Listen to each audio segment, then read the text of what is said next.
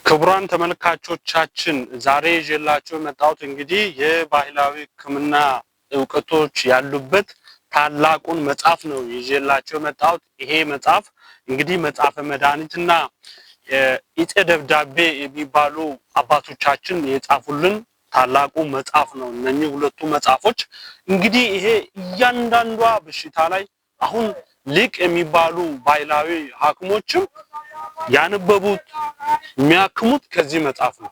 ይሄ መጽሐፍ ወሳኝና ወሳኝ ነው። ይሄንን መጽሐፍ የምታገኙት ኢጤ ደብዳቤና መጽሐፈ መድኃኒትን የምታገኙበት ቦታ መጀመሪያ አዲስ አበባ ዩኒቨርሲቲ መጽሐፍ ሙዚየም አለ፣ እዛ ጋር ታገኙታላችሁ።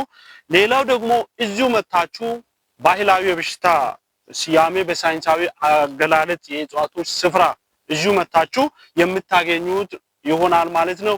ይሄንን መጽሐፍ ማንበብ የባህላዊ ሕክምና እውቀትን ያስጨብጣል ማለት ነው። እንግዲህ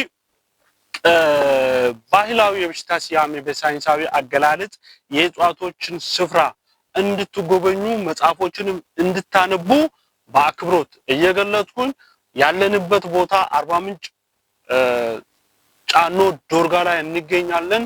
ይህንን ቪዲዮ እንግዲህ ላይክ፣ ሼር፣ ሰብስክራይብ በማድረግ እንድትተባበሩ በአክብሮት ይጠይቃለሁ።